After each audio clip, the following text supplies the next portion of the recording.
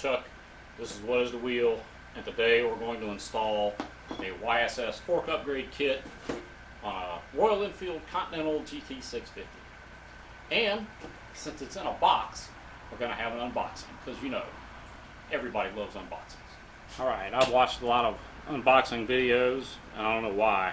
There's something about it. People like to see stuff come out of the box. And the first thing you do when you unbox something is, of course, you got to get out your cool knife. So I'm getting my cool knife out. It's a Benchmade triage, which I don't actually need because there's no seals or anything on this box. So just pop the tabs loose. Open it up. Got a warranty card. Got your installation instructions, which are not fantastic, because full disclosure, I have already done this twice. Once to make sure everything was in here, a second time to film it, and a third time now because I realized that I forgot to hook the microphone up, and so there's no sound.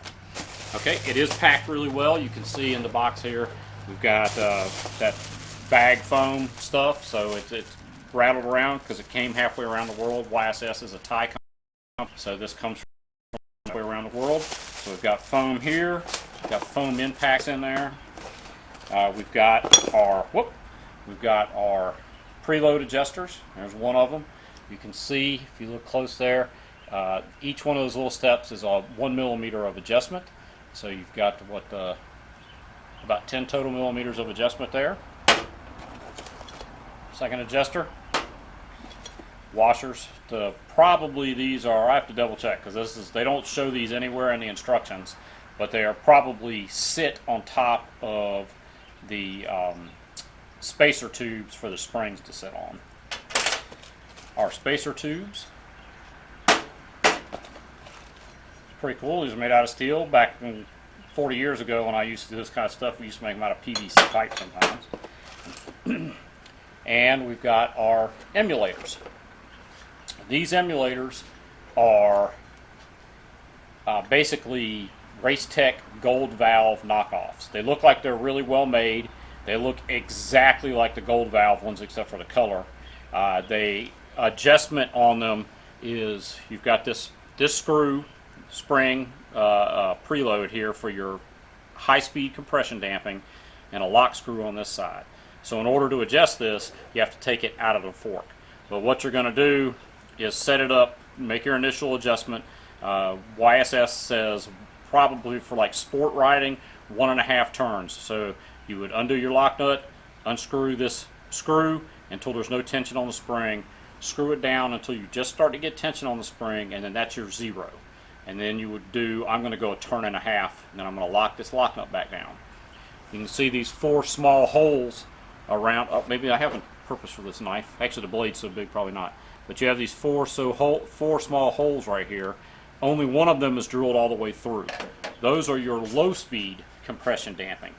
If you don't have enough low-speed damping, you'll take a drill that fits that hole and drill another hole out and then test it again. For rebound damping, you're going to go by oil weight. They recommend 15 weight oil for this bike, and which is a pretty standard recommendation for like a mid-size motorcycle. That's around where Gold Valve or Racetech recommends for their Gold Valve, and that is going to control your rebound damping. You've probably got a fixed orifice in here for the oil to go through for rebound. If you need more rebound, then you're going to go, or a quicker rebound, you go with a lighter oil. If you need to slow the rebound down, you go with a heavier oil. And then after you do that, you may also find that you have to do some other adjustment.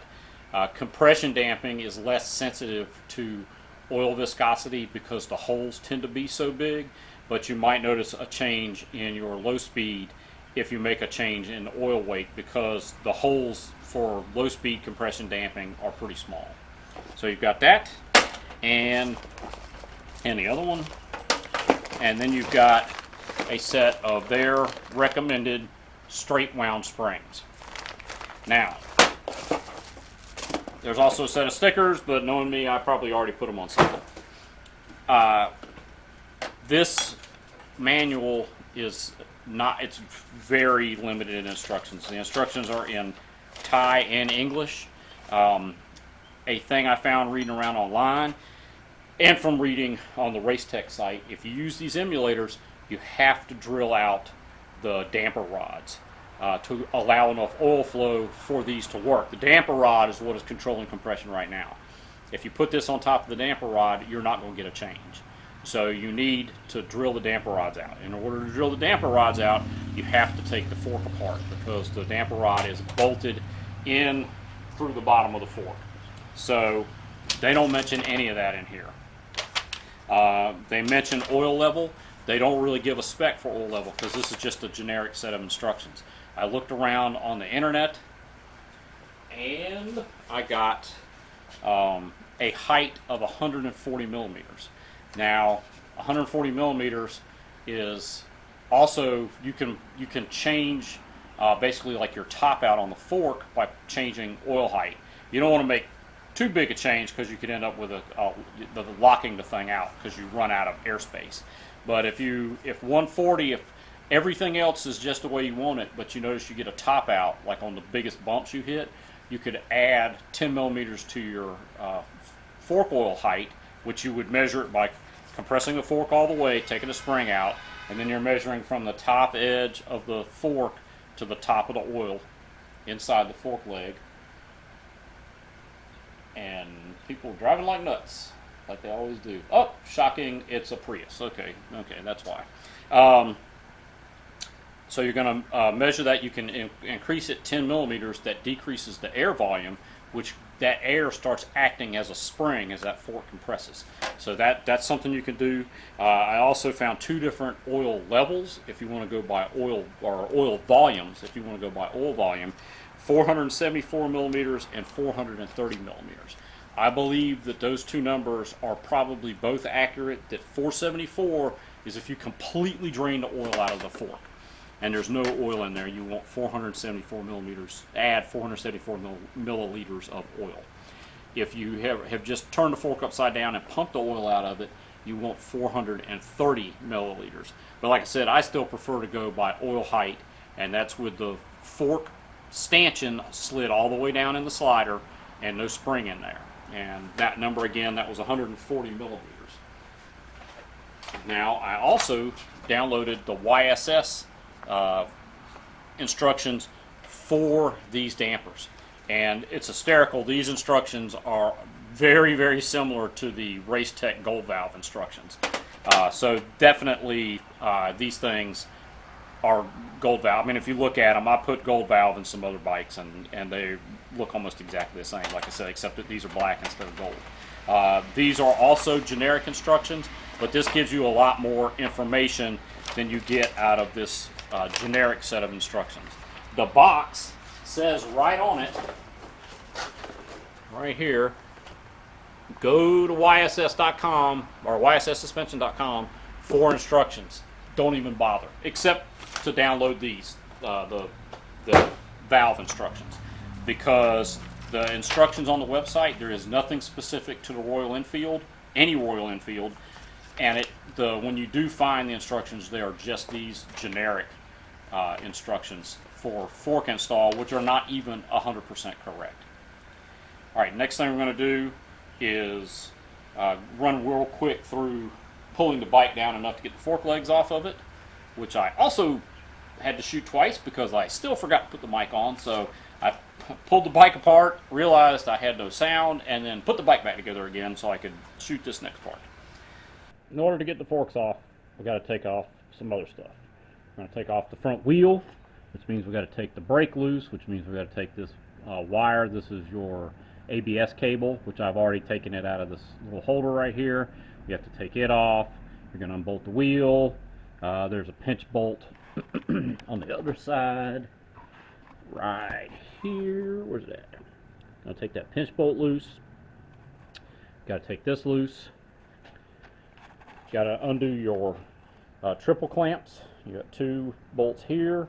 You got one here, which this actually is for your lever, for your clip-on. You got one bolt on your top triple clamp hiding right in there, and you've got a bolt holding the brackets for your headlight on. So we'll just go over the sizes real quick here. The triple clamps, 6 millimeter, all of them. The clip-on 6mm.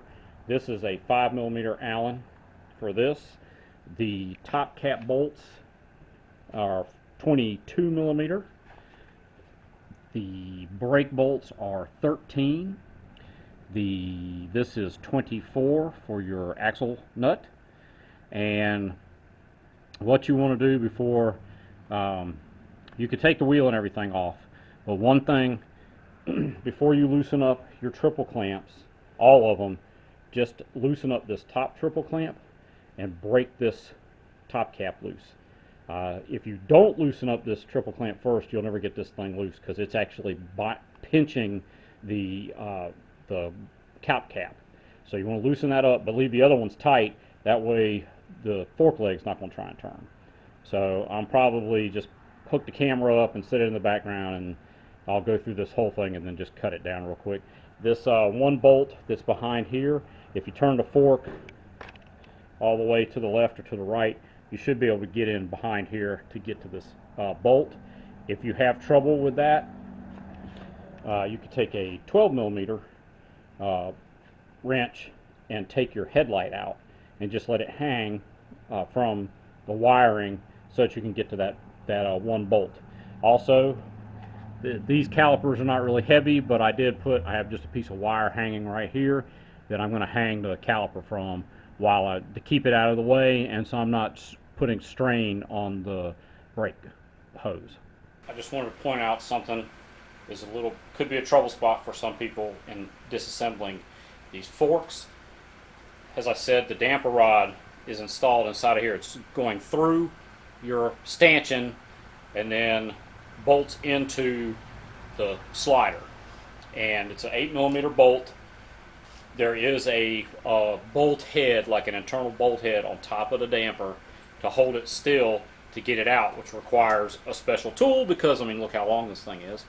So basically, to get it loose can be kind of hard. Honestly, the way I'm going to do it is I've got an 8mm, it's an 8mm Allen. It's got an 8mm Allen bolt in here. I'm going to stick that thing in there.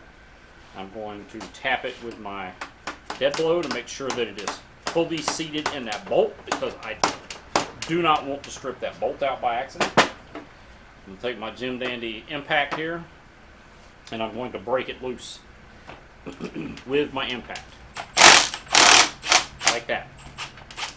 And once I have done that, I'm probably still going to have to struggle a little bit to get this out. There's a couple of ways back. Some of them you can just jam like a piece of PVC or a rod down there on the bottom, or keep the spring tension on the damper rod and get it out. Sometimes you can't. Now the thing is still full of oil, so I don't want to just spin the bolt out and make a huge mess, so I'm trying to avoid doing that. I'm going to take the top cap off, pump the oil out of it, and then go back to messing with this, which may involve reinstalling the spring. It may involve coming up with something else. Whatever I end up doing, I'll of course show what I did. Okay, we've got our fork leg here. We'll just real quick go through taking the fork leg apart. Your top cap's already loose. You're going to take your top cap completely off. Now, as you get to the end of the threading for this top cap, it's going to spring off a little bit, because there's a little bit of spring tension in there. So I'm going to take it off with my hand. It is finished here. It's not like a coil spring in a car. It's just going to pop a little bit like that. You've got your top cap. There is a flat spacer on top of the top cap. You've got your long spacer here. You've got a spring, which I can't reach. Magnetic tool, we're going to pull the spring out. Whoop, and a washer. That washer, I forgot about it. There's a washer in between the spacer and the spring. There's a spring to sit on. And our spring. And yes, I probably should be wearing protective stuff, but I'm not. And it's going to make a mess. Okay. Now what you're going to want to do is make sure that your stanchion is all the way down in the slider, and you can make a little tool, which of course I I have laid down somewhere. Edit, edit, edit.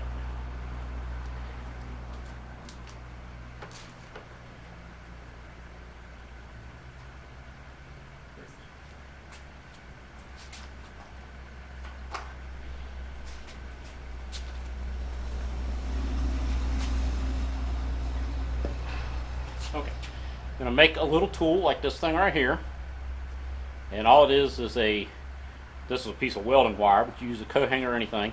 I've created a little foot on the bottom of it, and so that's so I can easily see when it touches the oil, and then it has a zip tie on it which acts as a height guide. I'm just going to stick it in here until it touches the oil.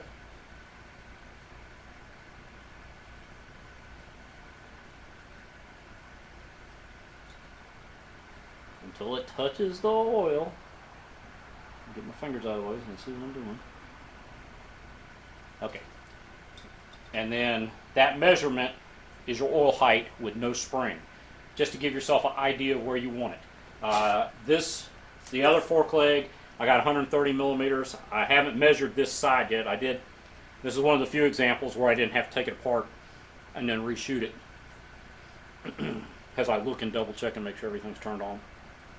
But this was a little bit lower. The spec is 140. Like I said, the other one's 130. This one's about 135. All right, we're going to dump all of our oil out.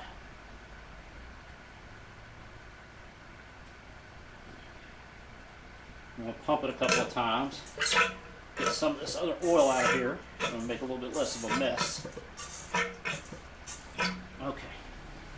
And then now we're back to the damper rod.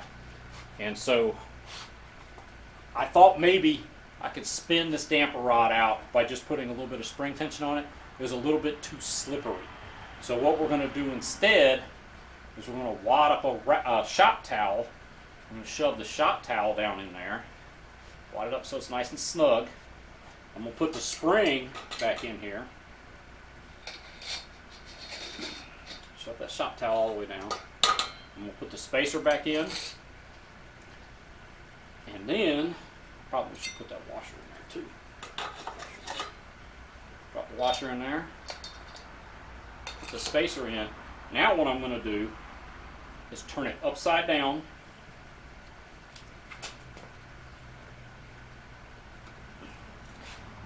And I can put some pressure on it this way. I can push down. Is it all on camera? Bump my camera just a little bit. There. Okay. I can push down on this and use my electric ratchet or electric impact. So I'm pushing down on the spring and the spacer and that cloth, and hopefully that will hold the damper still. You might be able to do this manually, but you usually got to get a little bit of force on it to pop that thing out here. And it might not work. And in this case, it did not work, so I'm going to have to plan B. It was worth a try. It did work on the other side. So what we're going to have to do instead is we'll finish taking the other fork apart and we'll get some measurements off of that damping rod and make a tool. So we'll go ahead and pull that apart now. Alright, so I was messing around trying to get that damping rod out of there. Usually, like I said, you can see what I did, jam a towel in there, put the spring back in, put some pressure on it. Usually you can get the bolt out of the bottom without too much trouble.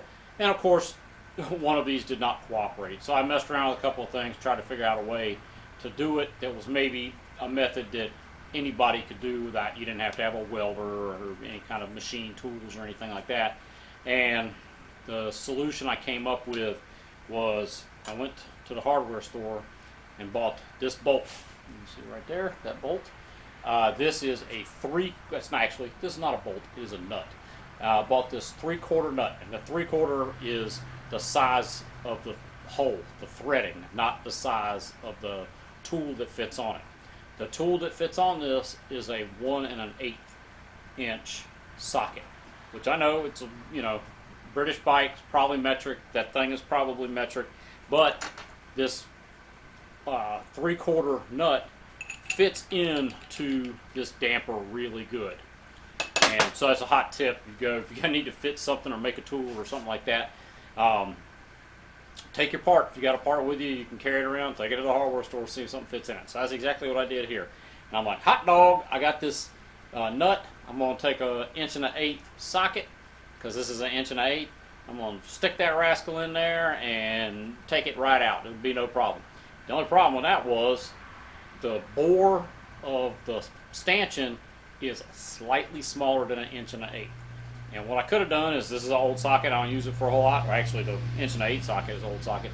I could have put it in the lathe and laid it down just a little bit and it would have been fine. But most of you guys probably don't have a lathe in your shop. So I'm like, well, that's out, I can't do that. So what I ended up doing was I used a belt/disc sander that I got from Harbor Freight, which is a piece of junk, as if you watch one of my other videos, I discuss it as a piece of junk. But it does grind and sand stuff. So I used that to face that flats of this nut down slightly so that it would fit in this 1 1/16 socket, which is kind of an oddball size, but you could probably find one cheap somewhere, or Harbor Freight, or probably a better place would be like Home Depot or Lowe's, because they'll actually let you buy a socket, whereas typically Harbor Freight wants you to buy a whole set, and you don't want to buy a set and then jack one of them up. You want to buy a set and have a set. So, but anyway, I necked it down just a little bit and was able to tap it into this 1 1/16 socket. And it fits, it's snug in this 1 1/16 socket. It's not going anywhere, and it's still a really good fit in this damping rod. So, yay for me. That worked pretty well. Ended up, you'd still have to have an extension. I've got, this is a 1/2 inch to 3/8 adapter, because my really long extensions are all 3/8. My 1/2 inch extensions are not that long. But this worked really well. Truthfully, what I'm probably going to do is get a piece of rod, weld this to the end of the rod, weld a T-handle on the top of it, and then if I ever need to take this thing apart again, I'll just have the tool that does the job. But this worked really, really well for this purpose. And I'm trying to step off camera for some reason. I'm trying to do that avant-garde, thirds thing, where I'm a third away off the shot. Next, let's go ahead and talk about this. So you get your damper rod. There it is right there. And you see it's got a little tiny hole in it. And this is the issue. What the instructions say is you got your damper. You don't even take the fork by the instructions. You don't even take the whole thing apart. You're just taking the taking the top cap off, pulling the spring and the spacer out, and putting your new pieces in, and then you're done. Well, what you need to do is take this thing out, because it does have to be resized, because as I said, you've got these little tiny holes right here. Where are they at? Little tiny holes right there. And if you leave these tiny little holes in there, all the oil passes through those holes before it passes through this valve emulator. And so you need to have these holes be bigger, because this thing is going to sit right on top of this, just like that. Man, that's a really good fit. It's going to sit right on top of there, and all the oil is going to pass through this tube and then through this emulator, and the action of the spring against the valve plate inside of here and the passages that are already in it that's what's going to give you your compression and rebound damping and low speed compression damping. So you want to have these holes be bigger. So what you're going to do is what I did with this one. Right there it is. So this is one I already cut. You have your cut diameters are based on how big, what the diameter of this rod is, and the diameter of this rod is about 22 millimeters. The break point for both Racetech and YSS is 17.5 millimeters. Below 17.5 millimeters, you enlarge the holes to 6 millimeters. Above 22 millimeters, above 17.5 millimeters, you enlarge the holes to 8 millimeters. And so what you want to do is cut those bad boys. And this thing, as you can see, where's the stock one at? The stock one, it's only got the 2 holes, one on either side. So this one has got 4 holes in it. And they want you to put those 2 extra holes in there. So you can do it however you want. I just used some tape and measured up about 10 millimeters and put the tape around the damper, marked the two original holes, moved it up 10 millimeters, and reapplied it in approximately 90-degree off position to mark my two other spots. I drilled a little pilot hole in there, and then I used a step drill. Wait 1 second.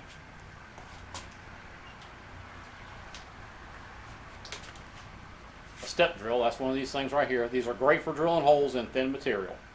And not only did this allow me, I just measured the step that was 8 millimeters, because this was the larger bore damping rod.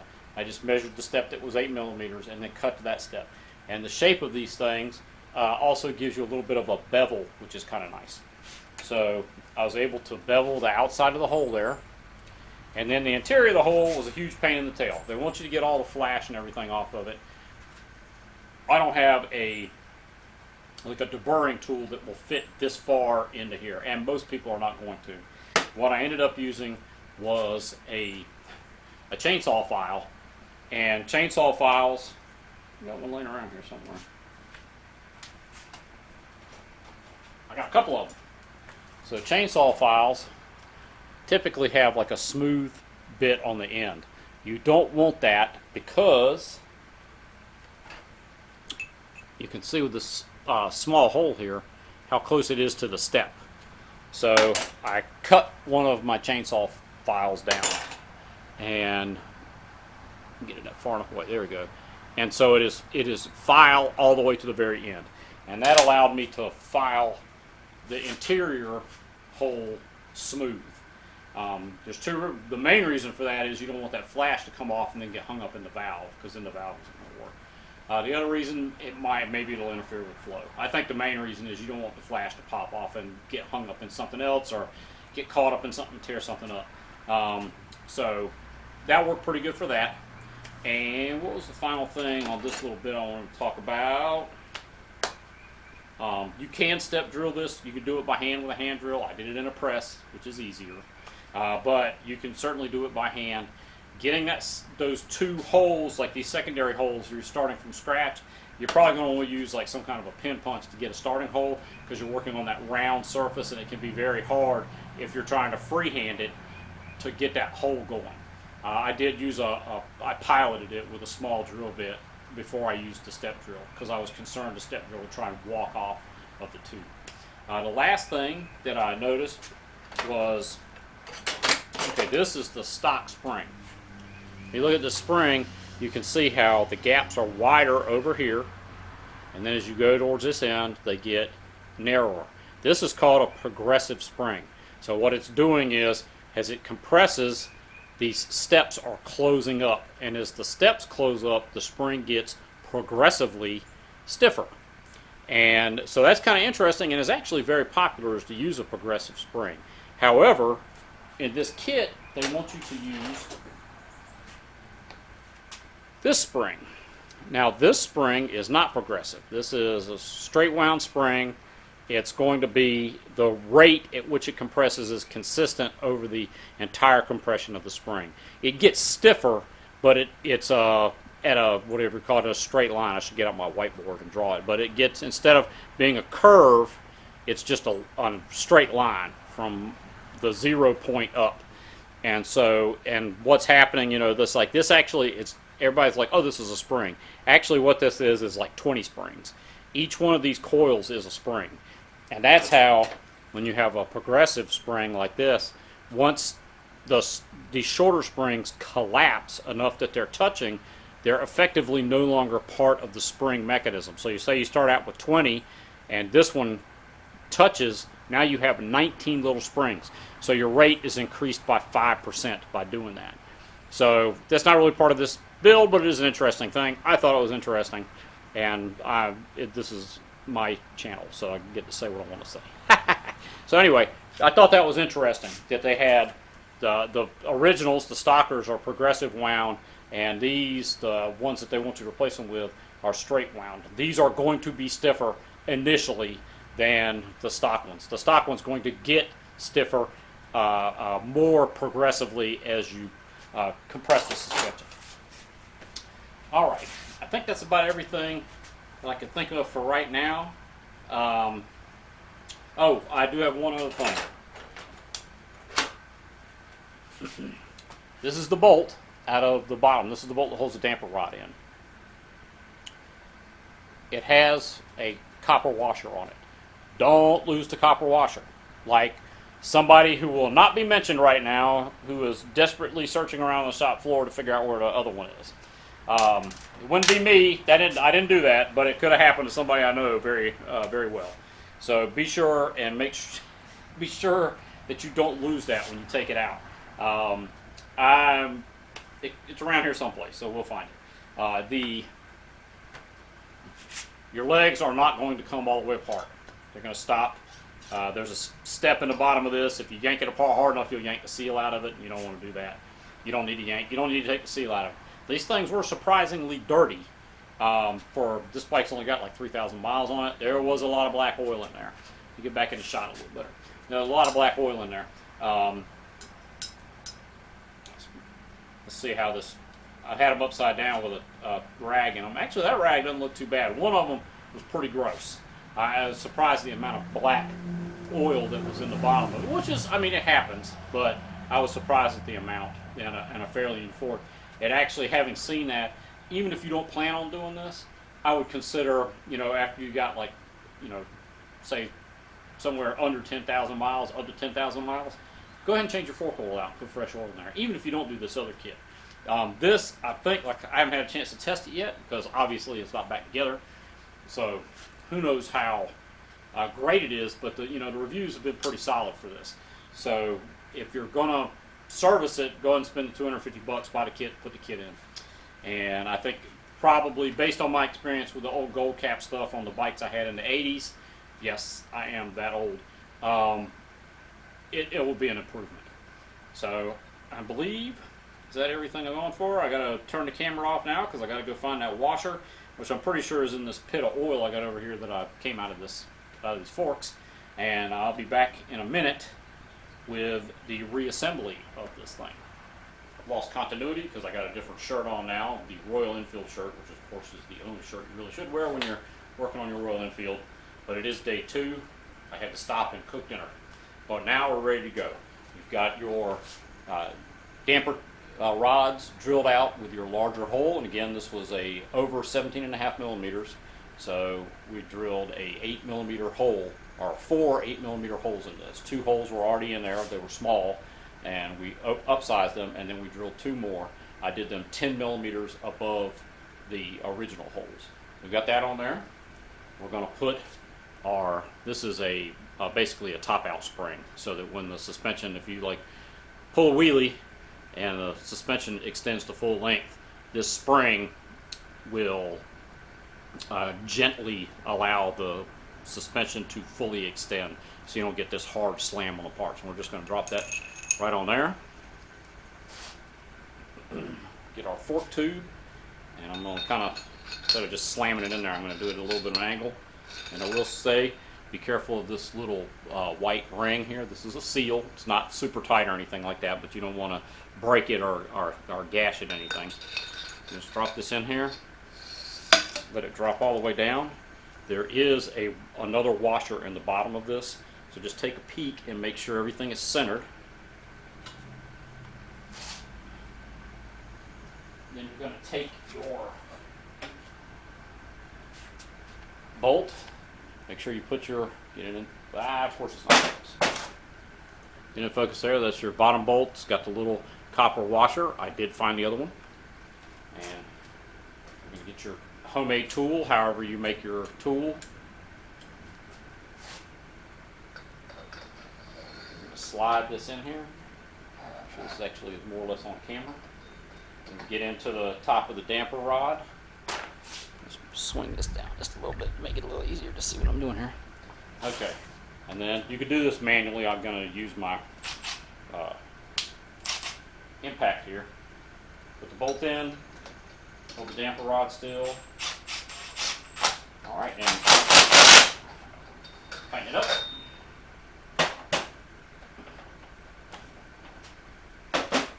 Get your 8 millimeter out of your bolt with a tight fit. Okay, now we're back to this.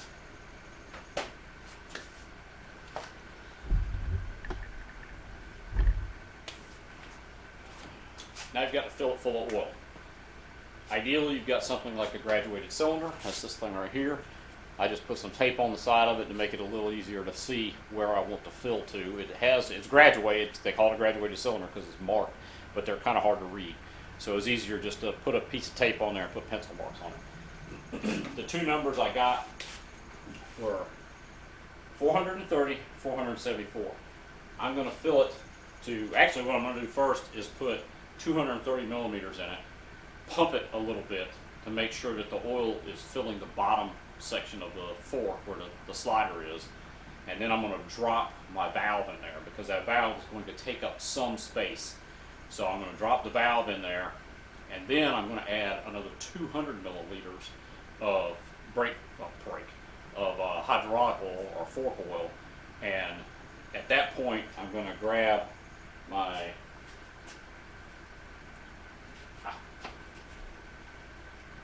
Jim Dandy homemade measuring stick here, which I have set for 135 millimeters, which is splitting the difference basically between the 140 that I saw recommended and the 130 that I got in one of the forks. My two measurements were 130 and 135 in the forks. So we've got a bolt tight. We're going to add 230 milliliters of oil. It's a nice green color.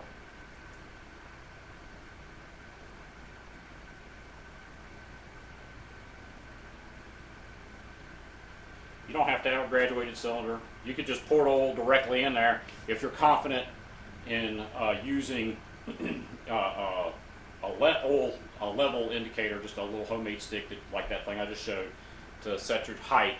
You can get it close and then kind of fine tune it once you get most of your oil in there. So we're going to go ahead. This thing is bottomed out. Pour all of our oil in here.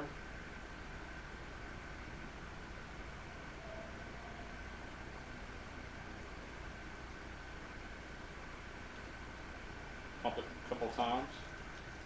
Make sure. Those ports are so big, this shouldn't take much to do. Alright. Put a little peek in there. Yep. Okay. Then we're just going to drop our valve emulator in here. Alright. And we're going to, I'll get another little pump there. Okay. Now I got to be careful because this thing got oil in it. So we need another 200 milliliters of oil. That'll be 430 total.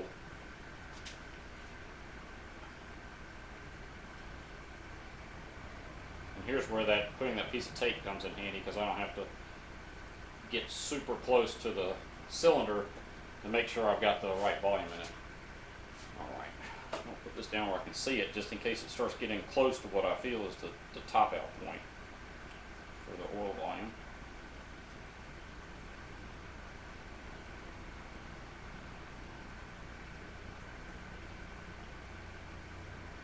Alright, so we've now got 430 milliliters in there. Let's give it a little pump.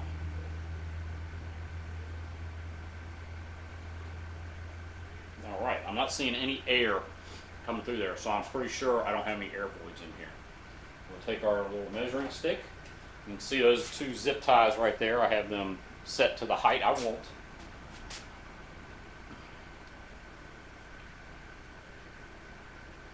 And I can't really show you in here, but it's still a little low. I'm going to make sure that I've got it all the way down. Trying to jab myself in the eye. I do need to add a little more. So I'm just going to add a little more oil to this graduated cylinder. And look in here as I continue to fill it. Actually, let's see how much I got here. So I'm at 30 right now.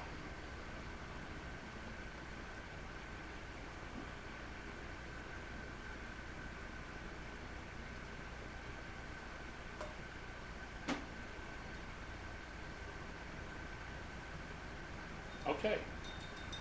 So I was at 30. and I added 15. Can't do math. No, that's right. Where am I at? That's 15. That's 20. So I added 10 milliliters of oil. So basically 440 milliliters gave me my correct number. So probably that is because before there was no valve emulator in there, and that thing takes up space. It's like, I mean, you can see how tall it is in here, so you're taking almost that much oil out in order to get your correct numbers. And looking at this, my graduated cylinder here, it's about, you know, where are we at? 30 milliliters of space taken up by this. So that's pretty close to right. So I got 440. Like I said, I would put 430 in there and then just start gradually topping it up until you hit your volume, what you're looking for, your oil height that you're looking for. Once you've got that in there, you can drop in your spring. Whoop, correct. I'm going to drop our spring in. Before I drop it in there, I'm going to get this dog hair off of it. And I did want to check before I added it, my other emulator.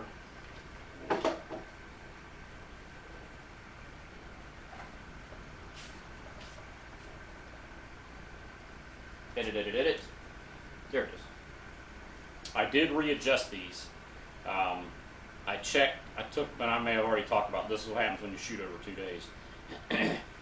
I did check what the factory, they set them at. They claim they're set from the factory. I don't know how they claim a factory set when they don't even have instructions that are specifically for this bike.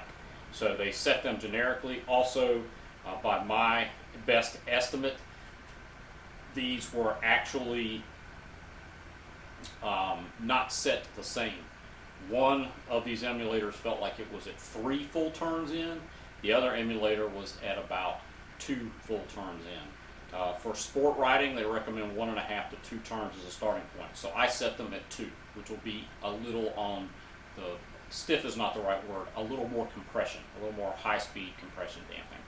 So we're going to sit, I'm just set the spring on top of this thing, make sure that it looks like it sits pretty flat on there. And because like typically the washer is going to go here to make sure that the spring sits flat on this. And they don't mention at all where they want you to put these washers. The washers, you could put them on top of this. You know, it's like, this is one of those things about general instructions that's a little frustrating. And I don't think they're going to go right on top of there, because what they do is actually kind of obstruct the valve holes on top of the cap.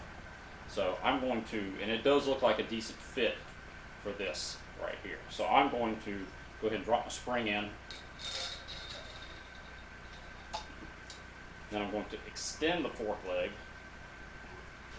put in my spacer, put in my spacer, this thing right here. Make sure it landed flat. Yep. Put in your real spacer. That other thing was a washer, it's spacer too. But put in the tall spacer. And it looks like we're going to end up with, just a little bit of preload with that. So we'll put our top cap on. It's got a little, it's hard to see, but we do have just a tiny little bit of preload here with that cap. It's like just a little bit. So we're going to screw that down. This is a 19 millimeter. And you don't have to worry about getting it tight just yet. You can just like snug it up so that you can lay the fork down and it won't leak oil everywhere. Keep an eye on that O-ring, make sure it doesn't pinch. And you can just snug it down until it contacts. Once you get it back on the bike, you can put a little more force on it. It doesn't need to be crazy tight anyway. It's got a O-ring sealed. That was me looking away at this gigantic wasp just flew into the shop. It just needs to be snug. It's not. It has the spring is pushing against it, but it's a fine thread. The threading is what, half an inch. So as long as you snugged it down, you're fine. You don't need to crank on it. Also, this is aluminum, so you can't crank on it, but so hard anyway. All right, now that you've done this one, you're going to do the exact same thing with the other fork leg, and then it'll be time to put the fork legs back in. I've got it all back together now. I didn't shoot any footage of that. The reassembly is just the opposite of the assembly. You're gonna have all your bolts loose, slide your fork legs up in there, and give them a little snug just to hold them in place while you kind of tack everything else on. You don't want to get anything tight initially. You want to assemble everything loosely because you want to make sure that your legs are straight and not twisted. So once you get everything assembled loosely, you can start snugging it all up. You want to make sure that you do your fork height set here. Like I said, factory is 10 millimeters. That's what I've got mine set at. If you want a little more load on the front wheel, you set that a little bit higher. If you want a little less load on the front wheel, you set it a little bit lower, so there is less fork leg showing above the upper triple clamp. Go ahead and tighten up everything. Make sure your brake is tight. Put all your wires back on, your speedometer cable, all that stuff is hooked back up. And then you're going to make pretty much the only adjustment you can really make, aside from setting your fork leg height without taking the fork at least partially apart again. You're going to set your sag. So to set sag, there's a couple of ways to do it. My favorite way to do it is to sit on the bike and have someone compress the suspension and then let it uncompress and use that as a measurement. Unfortunately, my dog couldn't figure out how to do that, so what I ended up doing instead was I would just very gently sit down on the bike and put myself in the riding position and then shift my weight back and then very gently get off the bike, so I wasn't adding any extra downforce on the front of the bike. And I'm back. So I ran out of memory, had to run around, find some more memory. Hopefully I have enough to finish this. It's going to be a seamless edit, it'll never show. So go back to this. You're going to you're setting your sag. You got your zip tie on here, and that's going to be what you will measure off of. You gently get off the bike, take your whatever kind of measuring stick you like to use. I use a micrometer, but you can use whatever, and measure that distance. I've got about 25 millimeters. The total travel of this fork is listed 4.3 inches, which is about 110 millimeters. So you're looking for like 20-25% of travel. The sportier you ride, the less travel you go. The plusher you want, the plusher I ride, the more of that, not travel, but sag, the more sag you want. So like I said, I've got about 25 millimeters of sag, which is a little bit less than 25%. So we're going to give that a shot, see how that does. And that's about the only thing. Like I said, you set your fork height in the triple clamps. You can adjust your preload. I like to use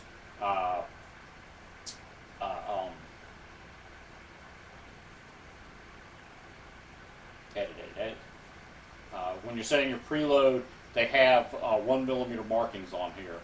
I prefer to just go by turns, how many turns I've given the adjuster. And you're going to write that down, and I've got a little piece of paper right off camera. Like this little piece of paper that you'll put all of your notes on. Put everything that you did to your suspension, and then when you go out and ride it, you can be like, okay, it feels like it's bottoming out a little bit. Is that because I don't have enough compression damping? Is that maybe was that a big bump so it topped out? What change do I need to make a change? What is that change? What am I going to do to fix this? Okay, I think that was maybe just my high-speed compression is still a little too low. So you'll take your top caps off, pull the spring, the spacer out, pull your emulator out, and then adjust it. And you can look at this. It's like, oh, I said I had it at 2 turns. I'm going to go a full turn, which is maybe a lot, but I'm going to go a full turn, put everything back together, and then you go out and test ride it again and see what your change is. And that way, when you keep your notes, you know what the effect is that you're having from each thing you do. And then the other thing I'm going to recommend is make one change at a time. Don't come back and go, oh my God, it's like the rebound was off, the compression was off, I'm going to change the fork oil, I'm going to make a bunch of turns on this, I'm going to adjust my sag. Don't do that, because then you're not going to know what each change did when you go out and test ride it again. So you want to make one change at a time. You want to pick a time. The best time to do this is when you've got free time, like spend an afternoon doing this riding. Find a loop that's got like a variety of pavement types. It's maybe got some rough areas, got some speed bumps, maybe a couple of potholes. Not that you want to deliberately run your bike through a pothole, but like over some railroad tracks. There'd be some like good, harsh, high-speed compression testing right there. And run the same loop several times and make a change, and then go out and run the loop again. And that's what I recommend to actually adjust this and get it the best you can get it. Once again, as the end of all my videos, it's like, subscribe, comment, especially comments. If you have any comments or questions about anything, please list them down below. I try and answer every single question that I get. Unfortunately, I will not be able to do a review of how this works right now because I just had surgery and my doctor says I cannot ride a motorcycle. So all I can do is work on them and look at them at the moment. So that's what I'm mostly going to do. Well, I did get to test ride this thing, finally. I got healed up enough I could go out and ride it around. I did. I put over 100 miles on it, and I got to say the YSS kit is 100% worth it. There it is right there. The kit is definitely worth it. It really improved the low speed damping on the bike, like when you're riding over like a speed bump or something like that. Much more compliant and much more controlled over harsher bumps. Soaks them up way better. Don't get that like if you had a misaligned expansion joint in concrete, you know, where you've actually got like a step there, so you've got like a really hard hit. It soaks that up way better. I was really impressed at how well it worked with the high-speed damping to take that harsh edge. If anybody's ridden a stock Royal Enfield knows it's like that, particularly with your bigger bumps, your bigger hard-edged, high-frequency bumps, that it's a pretty harsh responding bike. The YSS kit, 100% worth it, made it way better. I have not even really felt the need to readjust anything on it. So super good, worth the money. Was like, you know, 280 bucks and a couple hours it took to do it. Definitely worth it to do. I highly recommend getting this if you've got a GT or a, what's the other one, Interceptor. If you got a GT or Interceptor, totally worth it.